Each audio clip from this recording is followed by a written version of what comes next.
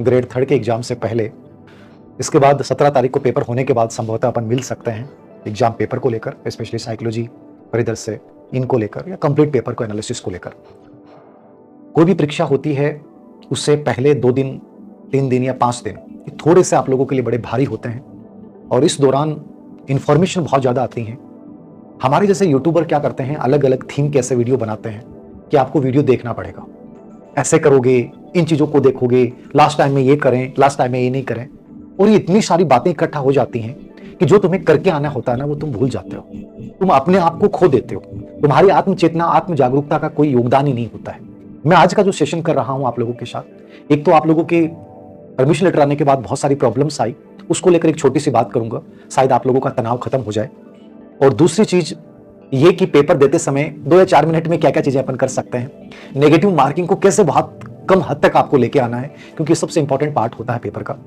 और चौथा सबसे इंपॉर्टेंट चीज होती है कोई भी एग्जाम में, पॉजिटिव विजुअलाइजेशन।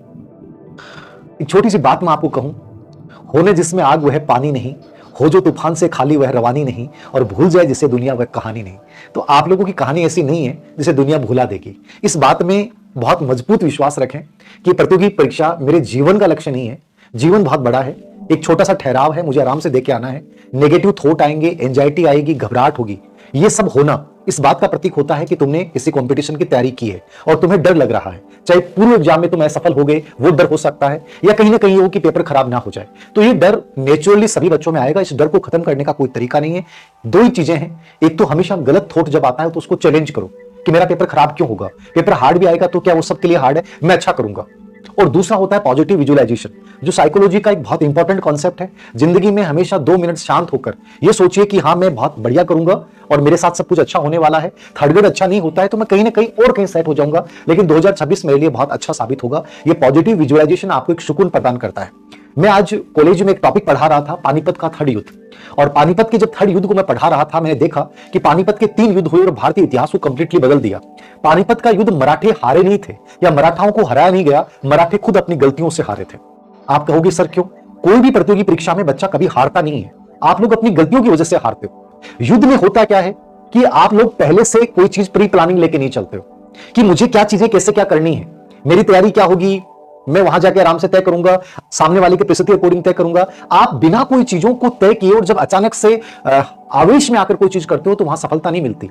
पानीपत का 3rd युद्ध मराठी इसलिए हार गए कि विश्वास राव की गोली लगने के बाद सेनापति सदाशिव राव भाऊ हाथी के ओहदे से उतर के घोड़े पे बैठ गया और बोला कि मार दूंगा। सेना के अंदर घुस गया। अहमद शाह अब्दाली बड़ा आराम शांत मन से इंतजार कर रहा था, वो देख रहा था। कोई भी विदेशी आक्रमणकारी भारत आए, उन्होंने डायरेक्ट युद्ध में शामिल नहीं हुए, वो पहले आराम से उन्होंने देखा है चीजों को, शांत तरीके से ऑब्जर्वेशन किया है, उन्होंने अपने आगे की चीजों को आगे रखा है। और लास्ट टाइम में जब उनको परफॉर्मेंस देनी थी उस समय बड़े शांत मन से उतरे और उन्होंने युद्ध को जीता है। भारत को हराने वाले वो लोग इतने ताकतवर नहीं थे, लेकिन उनसे हमें ये चीज सीखनी चाहिए कि वो कितने शांत तरीके से, कितने व्यवस्थित तरीके से, कितने अनुशासन के साथ वो युद्ध करते थे और युद्ध करते नहीं थे, चंद सैनिकों के साथ भारत को जीत जाते थे। और हमारे लोग आवेश में आकर, अशांत होकर, अव्यवस्थित होकर जीते गए युद्ध को हार जाते थे। आप हर उस युद्ध की कहानी पढ़ लेना, इतिहास हमें बताता है कि प्रतियोगी परीक्षा भी एक युद्ध की तरह होता है।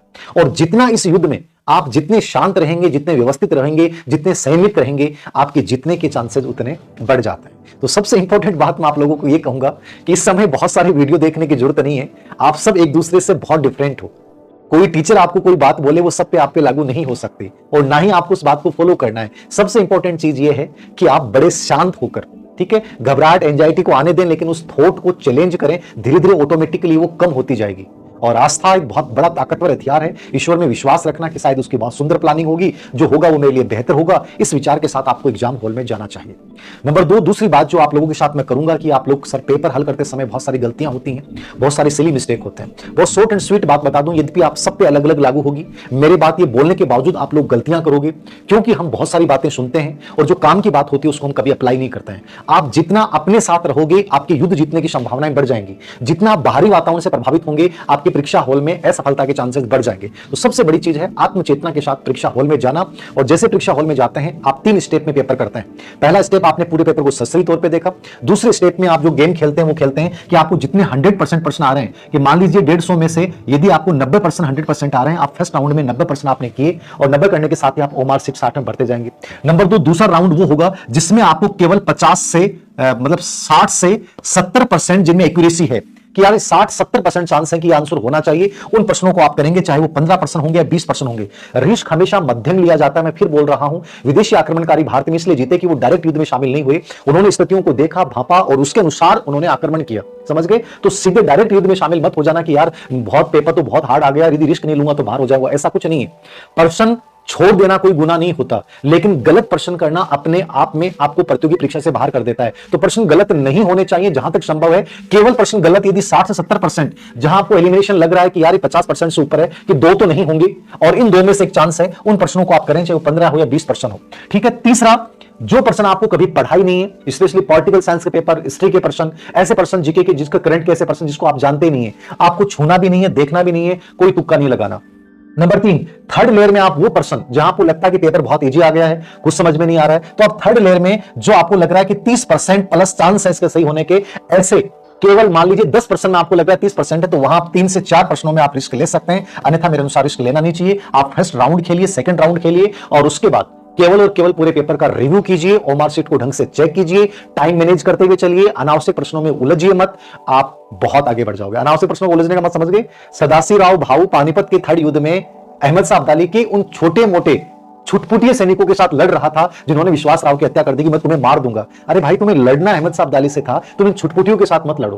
तो युद्ध जब कर रहे हो, प्रतियोगी परीक्षा में जब जा रहे हो, ऐसे प्रश्नों के साथ लड़ना जहां जीतने की संभावनाएं बढ़ जाएं, ऐसे लोगों के साथ मत लड़ना, ऐसे प्रश्नों में मत उलझना जो तुम्हारा टाइम भी खा जाए, तुम्हारा दिमाग भी खराब कर दें और तुम अपने आप से कंट्रोल खो बैठो। तो ये थोड़ी सी वो चीजें हैं जो आपको याद रखनी है और अच्छे से इन चीजों को याद रखिएगा, पेपर बहुत बेहतरीन जाएगा। नेगेटिव मार्किंग को दूर करने का भी तरीका यही है। कॉन्फिडेंस रखिए, सिली मिस्टेक से बचिए, पूरे प्रश्न को बड़े शांत तरीके से पढ़िए। जितने शांत होकर प्रश्नों को पढ़ेंगे उतनी सिली मिस्टेक यानी इजी प्रश्न कम होंगे।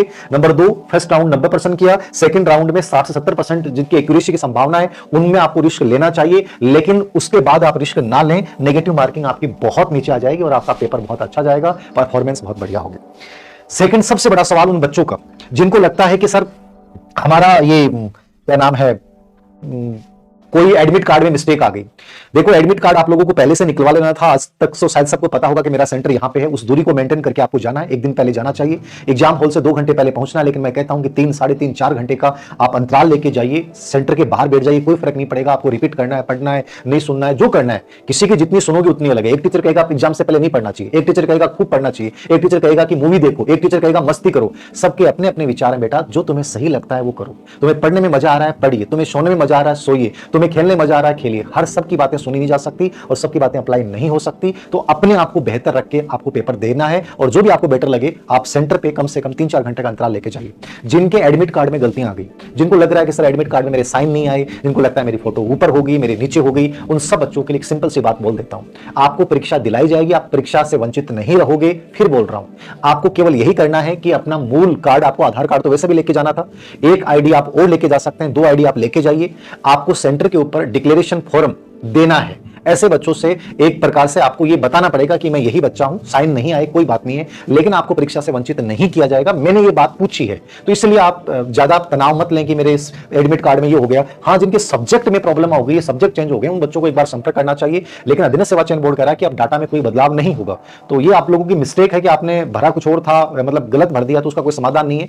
बाकी छोटी मोटी मिस्टेक है, उसके लिए आपको डिक्लेरेशन फॉर्म भरवा लिया जाएगा। आप तनाव नहीं लें, आराम से एग्जाम देने जाएं। जो बेसिक चीजें आपको पता है कि कैसा ड्रेस कोड है, सर्दियों का टाइम है तो आप सर्दी की स्वेटर वगैरह आप पहन सकते हैं, ऐसा कुछ नहीं है। बस उसमें हुक वगैरह नहीं होने चाहिए। जींस पैंट वगैरह में जो हुक होते हैं उनको नहीं मतलब अलाउ नहीं करते हैं। यद्यपि लास्ट टाइम तक जींस को अलाउ कर देते हैं, ऐसा नहीं है, बट फिर भी जींस से अवॉइड करें और हुक वगैरह को अवॉइड करें। सिर्फ पारदर्शी पेन लेके जाएं, आधार कार्ड, मूल आधार कार्ड जरूर लेके जाएं, कॉपी लेके जाते हैं, परमिशन लेटर आपका जो भी है उसकी कॉपी आप लेके जाते हैं। ये सब चीजें बेसिक चीजें जो लेके जाएं, ठीक है। सर्दी का बढ़िया पजामा ट्रैक सूट टाइप है वो पहन जाएं, बस उसमें बटन वगैरह ज्यादा नहीं हो। इन चीजों का ध्यान रखें। ड्रेस को लेकर आप सबको पता है, प्रतियोगी परीक्षाएं दे रहे हैं। और सबसे इंपॉर्टेंट चीज है कि डरने से कुछ नहीं होना है, जितने रिलैक्स मोड में पेपर दे के आओगे उतना बेहतरीन होगा, मैं तो ये कहूँगा। क्योंकि 26 में इतनी सारी वैकेंसियां हैं, आपको और अच्छा मौका मिलेगा, ये ज़्यादा बेटर है।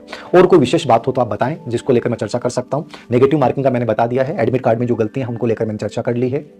शांत मन से देख के आना है, पूरा पेपर सस्ते तौर पे पढ़ना है, रिस्क वहीं लेना है जहां 50% प्लस संभावना है, बाकी रिस्क मत लीजिएगा। जिस चीज को आप जानते नहीं है वहां पे आपको घुसना ही नहीं है, सोचना ही नहीं है। पेपर को 3 पार्ट में डिवाइड करके हमेशा हल करना चाहिए, ए बी सी। जिस पार्ट में आप बहुत संतुष्ट हैं उसको ढंग से कर लीजिए, बी पार्ट में आप 50% प्लस रिस्क लीजिए, और थर्ड पार्ट में आप केवल पेपर का रिव्यू कीजिए कि आपको लगता है ये चीज ऐसे हो सकती है तो मैं यहाँ पे 2-4-5% में रिस्क ले सकता हूँ। बाकी जो नॉर्मल मिस्टेक्स हैं वो आपकी कम से कम होनी चाहिए, और पॉजिटिव विजुअलाइजेशन कीजिए, सब बेटर होगा। अंतिम रूप से जो चीज आप लोगों ने कही थी कि सर आईसीटी को लेकर एक टेंशन है, तो आईसीटी को लेकर मैंने पहले भी आपको बोला था, आपकी जो 9-10 की किताबें हैं एक बार उनको हल्का सा आपको देखना चाहिए।